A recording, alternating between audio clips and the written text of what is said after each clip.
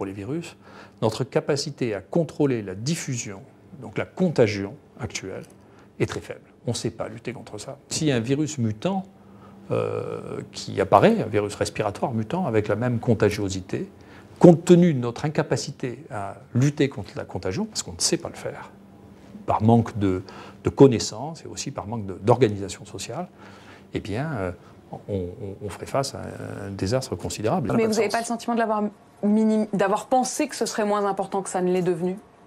Vous savez, je vous suggère de vous méfier, c'est seulement quand on aura les comptes qu'on saura. Et les comptes, on les verra bien. Bon, je ne veux pas vous faire de peine, mais je n'ai pas besoin de vous pour dire ce que j'ai à dire.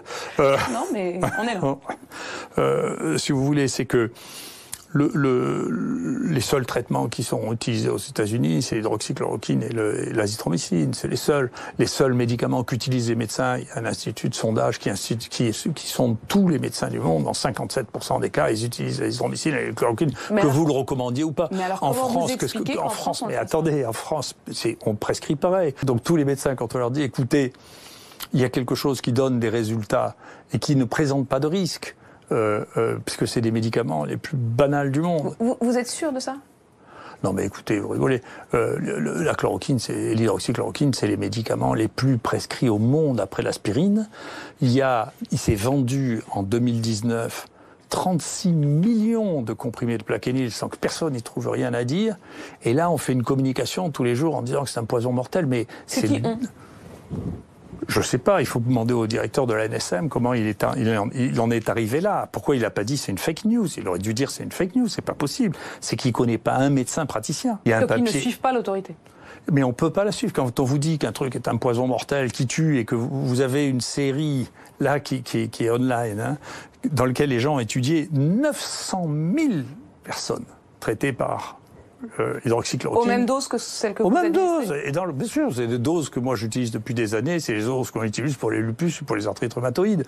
Donc, et qu'ils ne voient aucun accident cardiaque sur 900 000 personnes. Non mais dites, c'est des études. Avant de refaire des études comme ça, il faudra en faire. Donc je sais plus ce que c'est la sécurité. Si ça, c'est pas sûr, alors on sait plus ce que c'est. Donc tout ça n'est pas raisonnable. Honnêtement, si un jour on se met à réfléchir sur l'histoire de l'hydroxychloroquine, qui est quand même l'histoire moi la plus fantasque que j'ai jamais entendue en médecine de ma vie.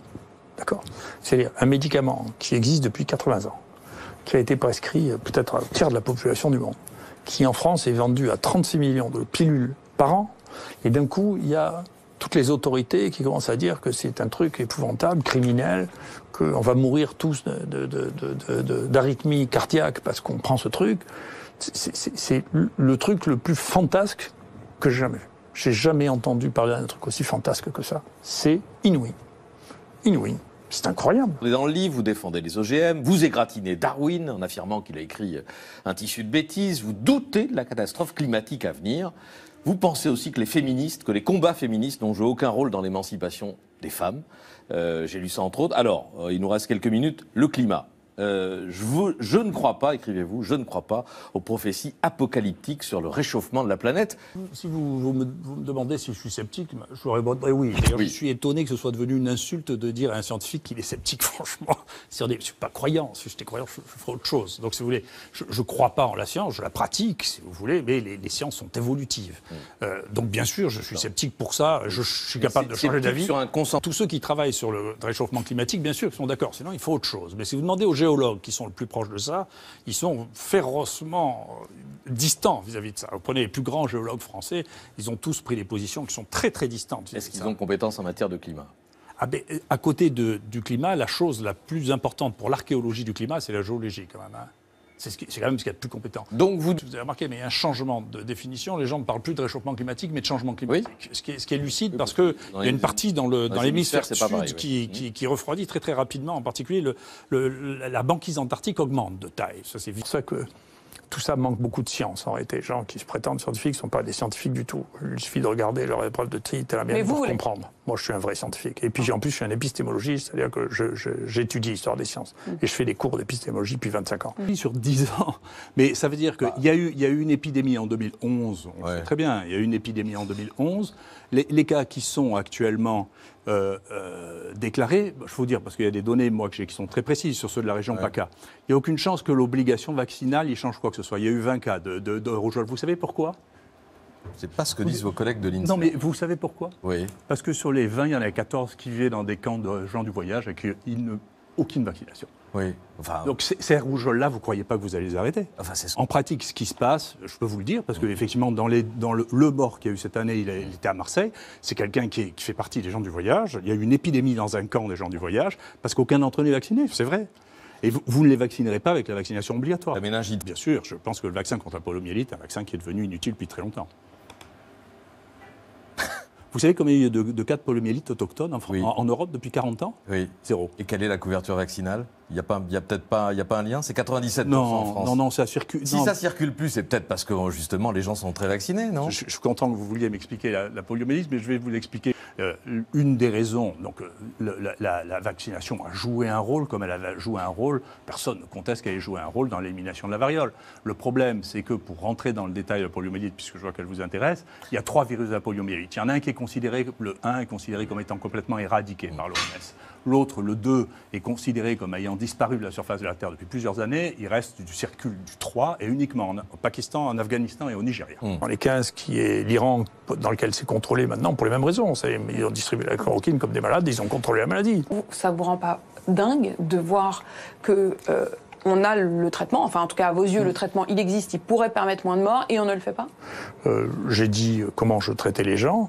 Encore une fois, si vous réalisez pas qu'il y a 57% des médecins du monde qui utilisent ce traitement, que c'est le seul qui est utilisé aux États-Unis, il paraît même, je sais pas si c'est sur votre télévision, là, que Agnès Buzyn a prescrit à un producteur de télévision, donc c'est quand même que j'ai une influence sur la prescription. Qu'en Chine, je sais pas, à la fin, combien ils ont eu 5000 morts, si vous voulez, sur la population chinoise dans l'année. Vous les croyez? Ah oui, mais enfin, vous n'avez pas honte de vous poser ça comme question? Non, mais c'est une question qui s'est posée, y compris au sommet de l'État. On a entendu Emmanuel Macron qui s'est demandé, qui a dit qu'on ne savait pas forcément tout. Non, mais on ne sait pas tout. Moi, je ne crois pas qu'ils mentent plus que les Français. Hein. Moi, j'ai été impressionné par l'organisation et la stratégie chinoise. L'IHU, ça m'a relancé pour la construction de l'IHU que j'avais proposé au ministre en 2003. Ça m'a relancé parce que j'ai eu le sentiment d'être sous-développé à côté de la Chine. Et l'IHU, ça représente à peu près 10% de l'hôpital de Shanghai, et moins bien équipé que c'était en 2005.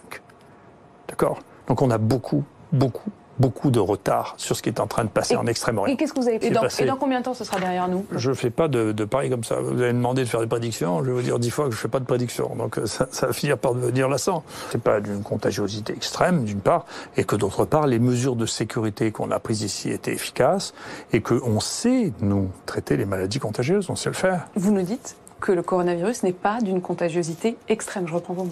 Oui, tout à fait. Ouais. C'est-à-dire que pour chaque cas que vous avez, en période épidémique en particulier, vous avez entre 12 et 20 personnes qui vont être contaminées secondairement. D'accord. Là, ce qu'on connaît pour ce virus, ça se situe entre 2 et 2,5. D'accord. Donc c'est pas la même, du tout la même engeance. C'est une fantaisie, l'idée d'une seconde vague. Non, mais on peut tout imaginer, on peut avoir de l'imagination surtout, mais c'est de la science-fiction. Donc on peut penser ça, on peut penser le contraire. Moi, je veux pas avoir des opinions sur des choses. Vous n'avez pas d'opinion sur l'idée d'une seconde vague?